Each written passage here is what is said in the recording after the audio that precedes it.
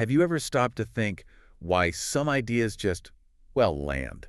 You know, why some things people say really stick with you, influence you, while other stuff just vanishes, falls flat? Yeah, it's a great question. Some messages just cut through all the noise. Exactly. So today, on the deep dive, we're getting into precisely that, the art of persuasion. Mm-hmm. And what's really interesting, maybe even a bit surprising, is where we're drawing our insights from. Uh-huh. We're looking at material from astrology and the art of persuasion. Specifically, there's an astrology of the day forecast dated August 12, 2025. Yeah. And also this really cool storytime piece called The Debate at Dawn, Okay. And who's behind these? both from Tarot by High C. And if you want to know more, you could check them out at tarot-by-hic.net. That's hic.net.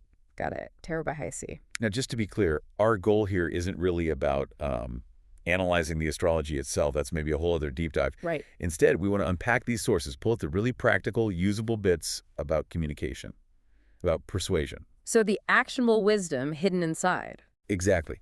Think of it as like a shortcut. Hmm. Understanding how to make an impact could be in a big meeting, could just be, talking with friends. Okay, I'm intrigued. Where do we start?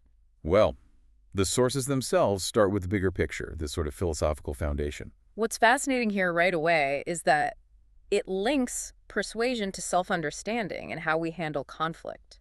It's not just tricks and techniques. Yeah, the astrology of the day part Yeah. really highlights noticing what makes us uncomfortable. Uncomfortable. Right. It says it's not always, fun, but that feeling points towards really valuable knowledge. Okay, so leaning into the discomfort. Kinda. Yeah. The source says this knowledge helps us think clearly, find relief, and actually solve problems that frustrate us. So it's productive discomfort. Yeah, it talks about turning morning power struggles, that's the phrase used, into constructive dialogue. I like that. Constructive dialogue instead of just bumping heads. But then there's this note of caution about patience.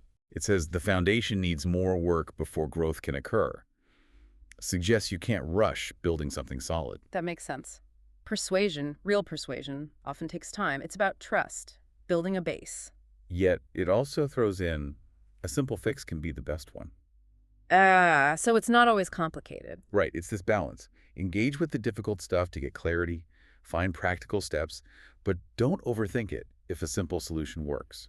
It's about genuine understanding, it seems, not just winning an argument. And that leads to this other idea I found really compelling. It says, opposition reveals itself as necessary tension that strengthens rather than breaks. Wow, okay, so disagreement isn't destructive. Not necessarily. It reframes it, turns it into something useful, Yeah. like tension in a muscle making it stronger. That's a powerful metaphor. It suggests that friction, if handled right, builds resilience. Exactly. And it connects this to finding security and stability by facing rather than avoiding difficult truths. So honest communication, even when it's tough, is the path. That's the idea. It can transform conflict into collaboration. Avoidance doesn't build anything strong. Okay, so that's the bedrock. Understanding yourself, facing truths, handling tension constructively. What about the actual doing of persuasion, the tactics? Right, let's shift gears. This is where the insights from the Mercury sextile Mars section come in. It gets much more specific, more actionable. Like a tactical playbook. Yeah, pretty much. It lists things like using charm, wit, strategic social magic, Natural magic. I like the sound of that. and brainstorming creative ideas, especially, it notes, with a partner. Collaboration again. Mm-hmm. It also mentions qualities like grace, applause, image conscious. So there's an element of presentation, how you come across. Sure, how you present yourself matters, but hopefully not just surface level. Well, it connects it to effectiveness. It says this alignment is excellent for proposals, pitches, and PR stunts. Makes you super persuasive. Okay, super persuasive. But how? What's the core advice? This is crucial. Lead with confidence, not coercion. Ugh, big difference there. Confidence invites, coercion pushes. Precisely. It's about drawing people in, not strong-arming them. Think about the most compelling speakers you've heard. They make you want to listen. You feel invited into their perspective. Exactly. And the phrasing is great. Say things with a wink, not a shove. Ha! I love that. A wink, not a shove. It implies cleverness, maybe even a bit of playfulness. Totally. It says, debates lean flirty and flirtation leans intellectual. It paints persuasion almost like a dance. An intelligent dance, not just empty charm. Right. But there's a very important warning attached to all this charm and wit. Okay, what's the catch? Be clear about intentions, especially in conversations where motives could be misread. Ah, transparency. Yeah. So be charming, be witty, be strategic, but don't be sneaky. Authenticity still matters. Exactly. It's that balance again. You need the engaging approach, but also the trust that comes from being upfront. Otherwise, you risk looking manipulative. Makes perfect sense.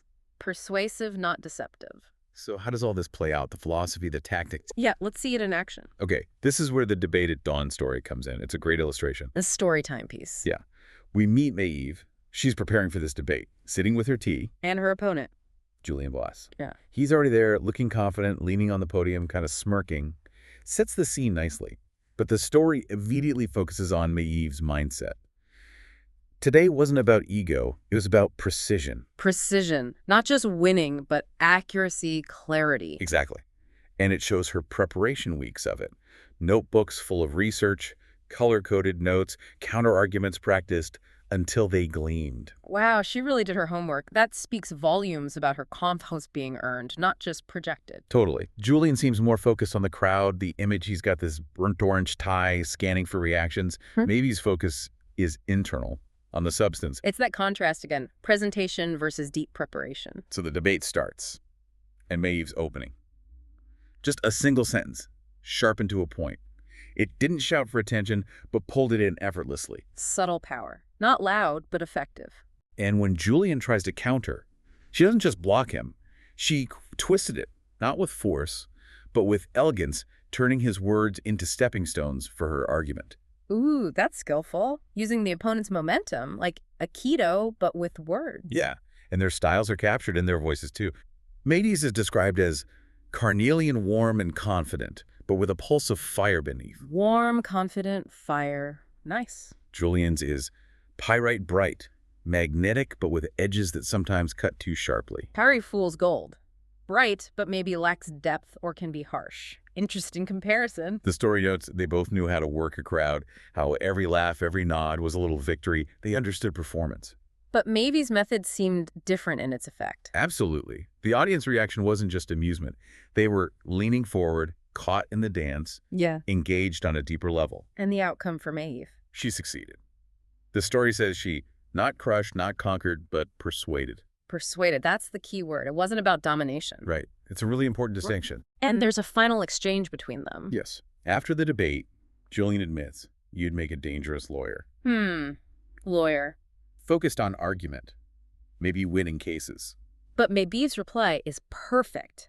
With peppermint cool confidence, she says, I'd make a better strategist. Strategist. That implies a bigger picture, planning, influencing outcomes beyond just the immediate argument. I like that. It really nails the difference, doesn't it? It does. And, this raises a really interesting question based on the story's conclusion. Which is? The story says the match wasn't really about who was right. It was about who could make the truth impossible to ignore. Make the truth impossible to ignore. Yeah. What does that tell us about truth itself in the context of persuasion? Is it just about having the facts, or is it about how you frame them, how you make them resonate? That's deep. It suggests presentation isn't just fluff. It's essential to making truth land, making it unavoidable. It seems less about forcing your truth onto someone and more about revealing it in such a way that they feel they've discovered it themselves. That's powerful persuasion. Okay, so let's try and pull this all together. What does this all mean for us? Well, we started with these perhaps unconventional sources, astrology forecasts, a story. Right. And we've unpacked, hopefully, a pretty clear roadmap for persuasion. We saw the importance of the foundation. That self-awareness, facing discomfort, handling tension constructively, honest communication.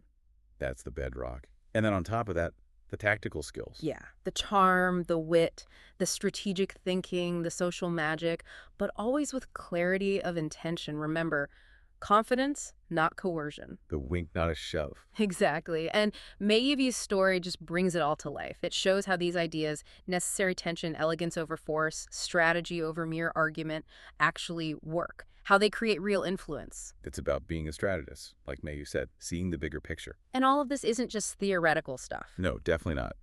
Understanding these dynamics, this interplay. Yeah. You can use this in your everyday life, your work, your relationships. Anytime you need to communicate effectively, to get an idea across, to resolve something. It could be a formal presentation or just, figuring out weekend plans with someone. These principles apply. So maybe the final thought to leave people with the story builds on that idea from the story. About making the truth impossible to ignore. Yes. If that's the ultimate goal of persuasion, making truth undeniable, maybe the question for you, the listener, is this: what uncomfortable truths might you need to face first? Or perhaps, what truths do you just need to state more clearly, maybe with a bit more strategy, a bit more of that wink, to achieve your own breakthroughs? That's something to really think about. Facing the truth ourselves and then finding the best way to help others see it too.